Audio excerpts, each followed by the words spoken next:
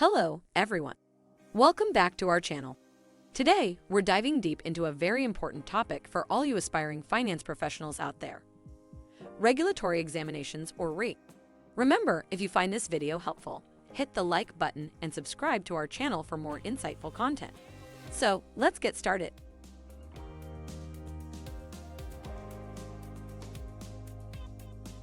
So, what exactly are RE? They stand for regulatory examinations, crucial competency assessments that must be passed in order to meet the regulatory prerequisites to operate as a representative or a key figure in the financial services industry. It is a mandatory competency assessment, often referred to as licensing exams, which must be passed in order to meet the regulatory prerequisites to operate as a representative or a key figure in the financial services industry.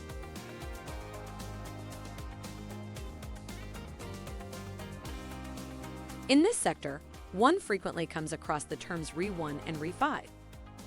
These are two types of regulatory examinations. To elaborate, a representative is required to pass the RE5 exam, while key individuals need to pass the RE1 exam in order to meet regulatory stipulations. Let's unpack the above terms in detail.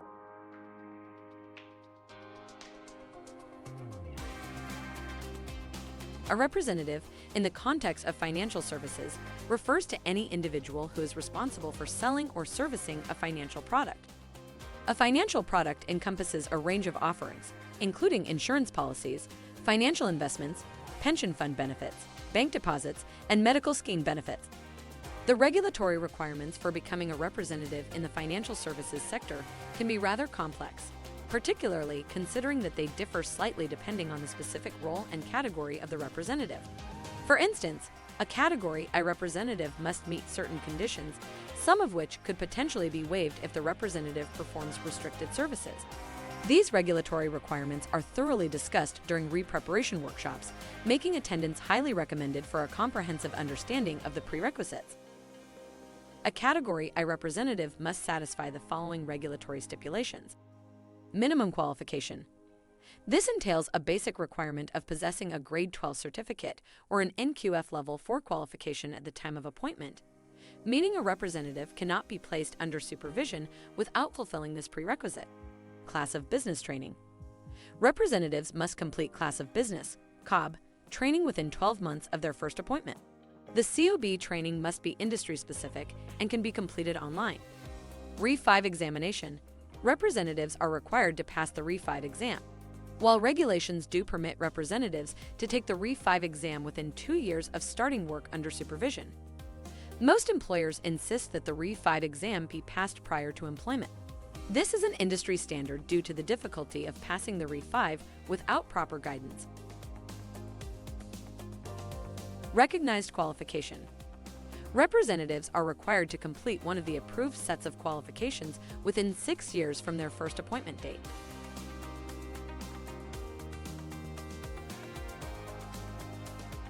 You may have heard of the terms RE1 and RE5. These are distinct types of regulatory examinations. Representatives in the financial sector are required to pass the RE5 exam, while key individuals need to pass the RE1 exam. But what do these terms mean? The regulatory requirements for becoming a representative can be complex, particularly since they differ slightly depending on the role and category of the representative. But don't worry, we're here to break it down for you. A Category I representative must satisfy the following regulations. 1. Minimum qualification. This means holding a Grade 12 certificate or an NQF Level 4 qualification at the time of appointment. 2. Class of business training. Representatives must complete this training within 12 months of their first appointment. 3. RE5 examination. This exam must be passed before becoming a representative. 4. Recognized qualification. Representatives are required to complete a specified set of qualifications within 6 years from their first appointment date. sets out specific qualifying criteria for becoming a compliance officer, and today we'll be breaking down these components for you. A compliance officer, or CO, is a key player in a financial service provider's, or FSP's, operation.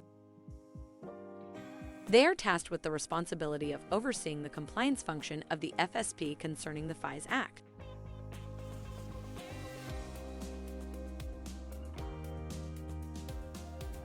Two types of compliance officers can be approved by the Financial Sector Conduct Authority, or FSCA. One is an in-house or internal compliance officer who is a natural person and offers services exclusively to the FSP employing them.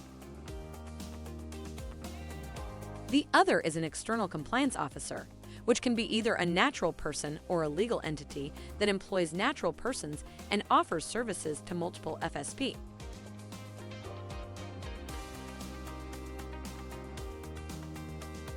To be approved by the FSCA, a compliance officer needs to meet the fit and proper requirements outlined in the FIS Act. Once approved, they can be appointed by an FSP to help with the compliance requirements of the FIS Act. The role and responsibilities of a compliance officer are multifaceted. They are responsible for overseeing the compliance function, monitoring compliance, identifying non-compliance issues, training FSP on rectifying non-compliance issues, and communicating with the registrar via an annual compliance report. Now, let's take a closer look at the oversight role of the compliance officer. They should recommend improvements and provide training where weaknesses are identified in the compliance function, processes, and controls. It's also their job to ensure non-compliance issues are rectified. Transition. Host. When it comes to monitoring, the compliance officer is expected to create procedures and systems that allow regular compliance checks. They also identify weak areas that could lead to non-compliance, ensure effective compliance processes are implemented, and constantly review these controls. Communication with the registrar is another vital part of their role.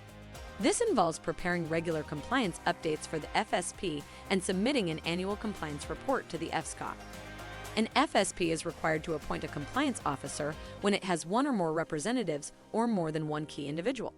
This officer must always remain objective and independent while meeting the fit and proper requirements of FIS Act. Now that we've discussed the role and responsibilities of a compliance officer, let's test your understanding with a few questions. Question 1. Does an FSP always have to appoint a compliance officer? In the following instances, if it has one key individual and no representative, the answer is no. But if an FSP has one key individual and one representative, or more than one representative, or two or more key individuals, or even if it is a sole proprietor with one representative. Question 2. What are the duties of a compliance officer? Is it their duty to ensure that a compliance function exists? The answer is no. This responsibility rests with the FSP. Is it their duty to report on material non-compliance issues? The answer is yes. They should also recommend improvements and monitor compliance with the FIS Act, but they are not responsible for managing compliance or ensuring all staff are adequately trained and qualified. Those responsibilities lie with the FSP. However, it is a compliance officer's duty to inform the key individual of cases of non-compliance and mention these in the compliance report. And that's a wrap for today's topic. We hope this video provided valuable insight into the role and responsibilities of a compliance officer within the regulatory framework of the FIS Act.